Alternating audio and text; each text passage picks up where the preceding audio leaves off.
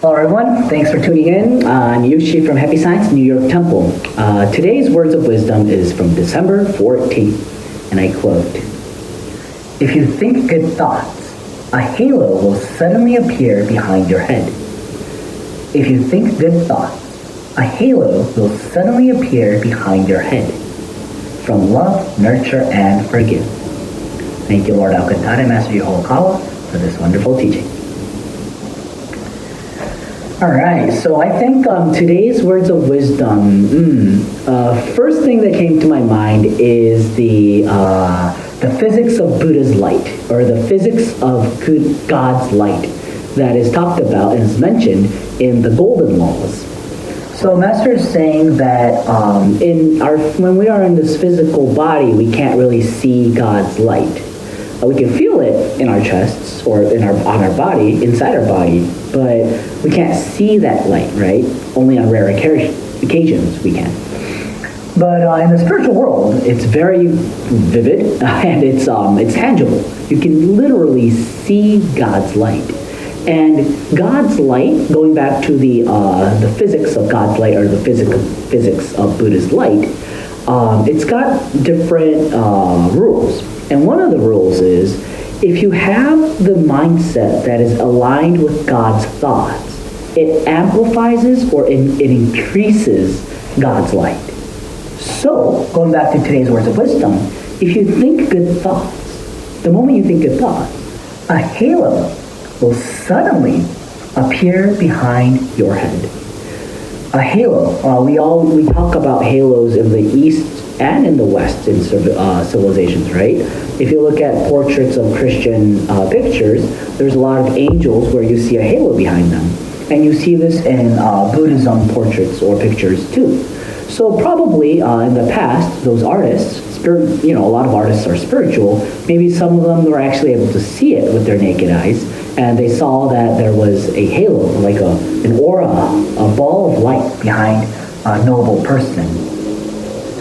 So, having a halo, why is that important? Well, what does this have to do with my life? Going back to this year's Laws series, the Laws of Secret, Masters taught us the way to repel negative spirits, stray spirits, or even demons from our lives is to emit a halo. For the protection from negative spiritual beings, we don't have to ask someone else for help. You are the one who can generate good thoughts and make a halo and protect yourself from evil spirits. This is such a crucial teaching that's given here in Happy Science when it comes to exorcism. I get a lot of calls here at New York Temple. It's probably because when you search on the website, I don't know what a lot of people use, but probably Google, right? A lot of people use the search engine Google or Safari. But when they search Happy Science, or when they search exorcism, apparently Happy Science New York comes up pretty high up in the list of the search engine. And so I get a lot of calls of people asking for exorcism, but it's so unfortunate to see the reality of so many people not knowing the true spiritual principles behind possession. They think that by using force of an exorcist, they'll be saved. Yes, to a certain extent, but it's just a temporary effect. When you ask an exorcist, in Happy Science, we do exorcism too, but when we recite that ritual, or when we conduct that ritual, temporarily the evil spirit will be blown back into hell. But then, if you still have the same negative tendency, negative thoughts, you're attracting them. You are actually the reason for calling or inviting them into your life. So, going back to today's words of wisdom, it's really important to continue thinking good thoughts and generating a halo.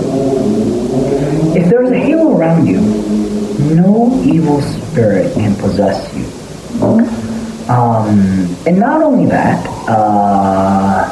generally, you will feel happier if you are emitting a halo in your everyday life. At least that's how I feel. A lot of us in heavy science may feel rest assured that, oh, I'm not that possessed by evil spirits. But it's so hard to check and see whether you are spiritually disturbed or not. If you have the tendency to be irritated easily, like driving a car, for instance, all the people who are listening in America, when you drive a car, your true personality shows up. If you are the type of people who gets pissed off so easily while driving, you could be spiritually disturbed. That's what Master teaches us in one of the initial lectures that he's given when he started Happy Science. He's saying that if you are irritated easily, or if you have the tendency to judge other people, meaning you look at the bad parts or the shortcomings of other people, like kind of like a habit, or if you tend to say bad words a lot, or if you complain a lot. This is a hard one. A lot of people think that they justify themselves complaining, so because they're so used to complaining about some kind of like unfortunate event, they think it's justified, so they think it's okay to complain. But if you shake your head and if you really try to look at yourself objectively, you're just complaining. A lot of people don't even know that. But if you can catch yourself, you could be complaining a lot. Another one, tendency of a person who's spiritually disturbed is someone who is very arrogant or always looking down on other people. And it's a subtle way. It's very subtle. They don't listen to other people's advice.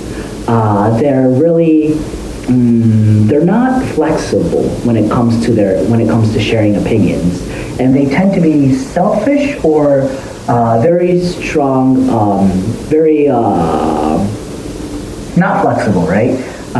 So those are the tendencies of people who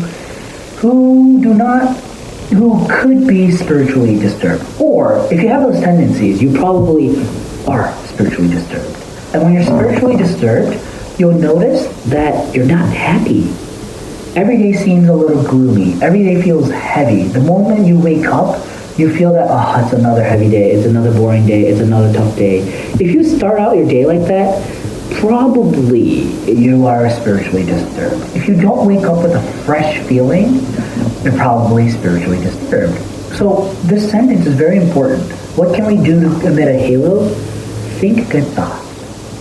Human beings cannot think of two different things at the same time. So deliberately, purposely, just fill your heart with good thoughts. There's three basic ways to generate good thoughts. One is gratitude. Just think of the people who supported you in your life. It could be a teacher from your high school, a coach from your football team, whoever it is, people who supported you in your life, and just think of gratitude to that person, even if they're not in your life anymore. Just be like, oh, thank you for supporting me at that time in my period of my life. Things like that. Gratitude. The second one is humble. Being humble. So, being humble actually generates light. It really does. So try to practice modesty. And the third one is, it's kind of related to both gratitude and modesty, but self-reflection. Reflect on your past and your negative thoughts and wipe away those grime that's on your heart and your thoughts. And then that's a really good way to generate good thoughts, or to convert bad thoughts into good thoughts. So please practice gratitude, modesty, and self-reflection. I'm telling this to myself, actually. Let's do this discipline together so we can emit halos, live a happy life, be protected from evil spirits. And when you have a halo, it means that you have that much savings of love and light. And that is when we can start helping other people by sending that light to others.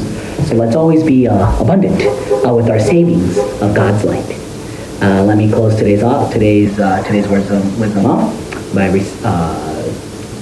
saying out loud Master's quote: "If you think good thoughts, a halo will suddenly appear behind your head."